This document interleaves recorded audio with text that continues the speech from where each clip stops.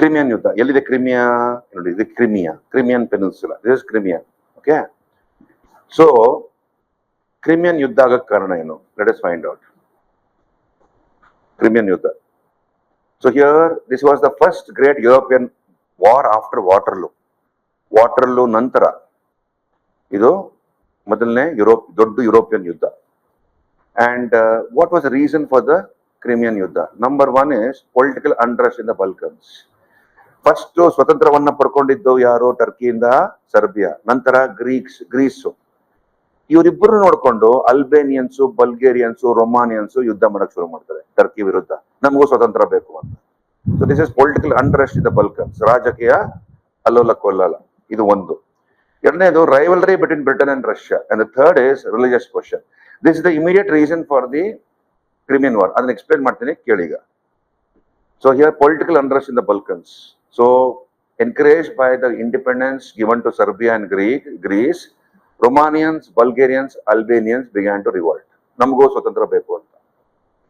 ಇದು number one. Number two is rivalry between Britain and Russia. ನೋಡಿ, you have growing interest of Russia in the Balkans, and it was Tsar Nicholas who called Turkey as a sick man of Europe, and Russia is the natural heir to Turkish territories. Right? So England was feeling very uncomfortable. If Russia gets a foothold in the Balkans, she might threaten her commercial interests in the East. So Russia ಮತ್ತು England ನಡುವೆ ಇಲ್ಲಿ ಬಲ್ಕನ್ಸ್ ಅಲ್ಲಿ tension ಜಾಸ್ತಿ ಆಗ್ತಾ ಹೋಯ್ತು. ಆಯ್ತಾ? This is ಎರಡನೇ reason. Immediate reason ಏನು ಈ ಬಲ್ಕನ್ ಇದು ಕ್ರಿಮಿಯನ್ ಯುದ್ಧಕ್ಕೆ? ಧರ್ಮದ ಕ್ವಶನ್. ಕೇಳಿ, ಕತೆ ಕೇಳಿ, ಈಗ ಹೇಳ್ತೀನಿ. ಧರ್ಮದ ಕ್ವಶನ್ ಮುಖ್ಯ ಕಾರಣ ಆಗುತ್ತೆ. ಧರ್ಮದ ವಿಷಯ ಮುಖ್ಯ ಕಾರಣ ಆಗುತ್ತೆ. ಇದು ಕೇಳಿ.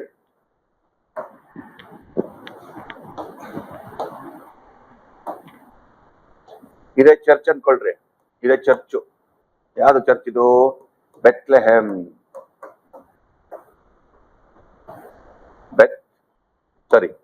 BETH, Bethlehem. ಬೆತ್ಲೆಹೆಮ್ ಏನಕ್ಕೆ ಫೇಮಸ್? ಲಾರ್ಡ್ ಜೀಸಸ್ ಕ್ರೈಸ್ಟ್ ಇಲ್ಲೇ ಹುಟ್ಟಿದ್ದಂತೆ. ಆಯ್ತಾ? ಇದಕ್ಕೆ ಇಲ್ಲೊಂದು ಚರ್ಚ್ ಇದೆ. ಇದಕ್ಕೆ ಚರ್ಚ್ ಆಫ್ ನೇಟಿವಿಟಿ ಅಂತ ಕರಿತೀವಿ. Church of nativity. This is the church ಅನ್ಕೊಳ್ಳಿ.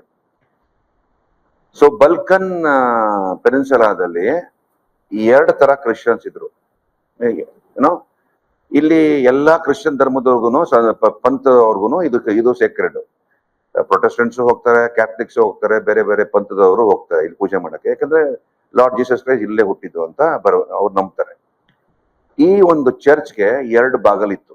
ಕೇಳ್ರಿ, ಎರಡು ಬಾಗಲಿತ್ತು. ಒಂದು ಮೇನ್ ಡೋರು, ಇದೇ ಮುಖ್ಯ ದ್ವಾರ.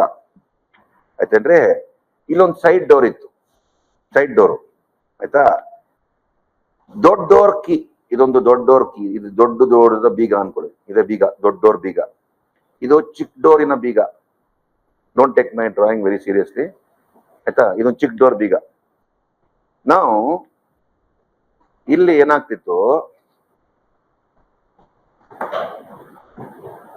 Greek Christians, orthodox Greek, that is Greek orthodox Christians, ಅವರು ಮಾಸ್ ಮಾಡಕ್ಕೆ, ಪೂಜೆ ಮಾಡಕ್ಕೆ, ಮಾಸ್ ಅಲ್ಲ, mass, Christians do mass in the church. Mass ಮಾಡಕ್ಕೆ ಈ ಮೇನ್ ಡೋರ್ ಇಂದ ಚರ್ಚ್ ಒಳಗೆ ಪ್ರವೇಶ ಕೊಡೋರು. ಎಷ್ಟು use the main door. Okay, Greek Christians and ಅಂದ್ರೆ ಆರ್ಥೋಡಾಕ್ಸ್ ಕ್ಯಾಥಲಿಕ್ ಕ್ರಿಶ್ಚಿಯನ್ಸ್. ರಷ್ಯಾದ ಜನ ಮತ್ತು ಅಲ್ಲಿದ್ದಂತಹ ಜನ, ಬಲ್ಕನ್ಸ್ ಅಲ್ಲಿ ಇರುವಂತಹ ಜನ ಕ್ರಿಶ್ಚಿಯನ್ಸು, ಅಲ್ಬೇನಿಯನ್ಸು, ಬಲ್ಗೇರಿಯನ್ಸು, ರೊಮಾನಿಯನ್ಸು, ಸರ್ಬಿಯನ್ಸು, ಅವರೆಲ್ಲ ಮುಖ್ಯ ದ್ವಾರದಿಂದ ಚರ್ಚ್ಗೆ ಪ್ರವೇಶ ಕೊಟ್ಟು ಪೂಜೆ ಮಾಡೋರು ಕ್ರೈಸ್ತರಿಗೆ. ರೋಮನ್ ಕ್ಯಾಥಲಿಕ್ಸು, ರೋಮನ್ ಕ್ಯಾಥಲಿಕ್ಸು ಸೈಡ್ ಡೋರ್ ಇಂದ ಅವರು ಚರ್ಚ್ಗೆ ಪ್ರವೇಶ ಕೊಡೋರು. ಆಯ್ತಾ? ಅವ್ರ ಹತ್ರ ಸೈಡ್ ಡೋರಿನ ಕೀ ಇತ್ತು, ಅದನ್ನ ಓಪನ್ ಮಾಡ್ದ ಒಳಗೋದ. ಇವ್ರ ಹತ್ರ ದೊಡ್ಡ ಡೋರ್ ಕೀ ಇತ್ತು, ಮುಖ್ಯ ದ್ವಾರದ ಕೀ ಇತ್ತು. ಅವ್ರು ಮುಖ್ಯ ದ್ವಾರದಿಂದ ಹೋಗೋರು ಒಳಗೆ.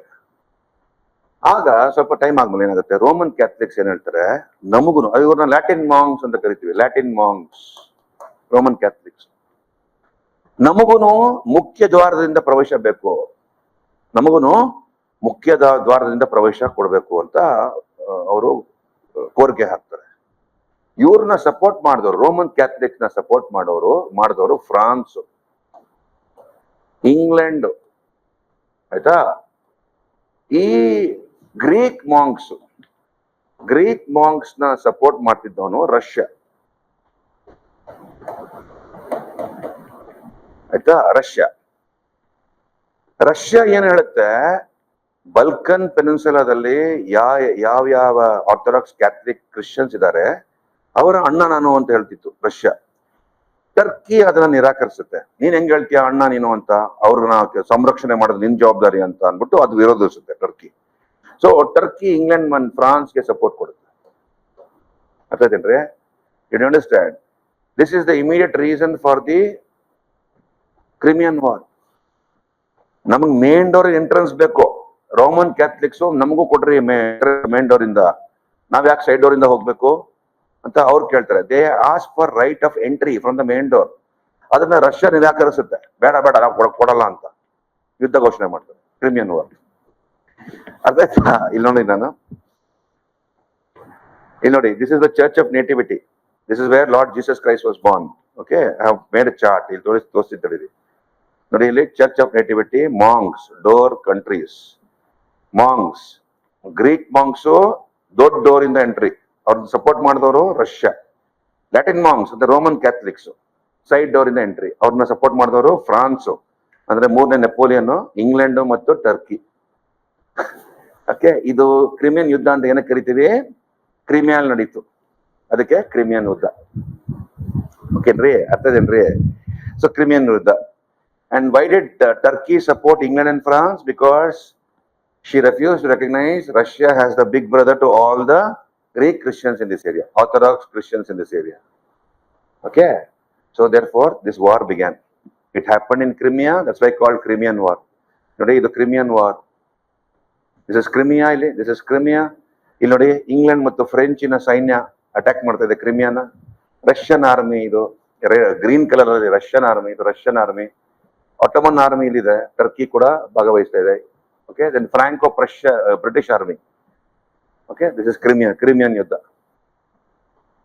ಕ್ರಿಮಿಯನ್ ಯುದ್ಧ ನಡೀತಿದ್ದಾಗ one wonderful lady, okay, Florence Nightingale ಅಂತ, she starts the red cross society.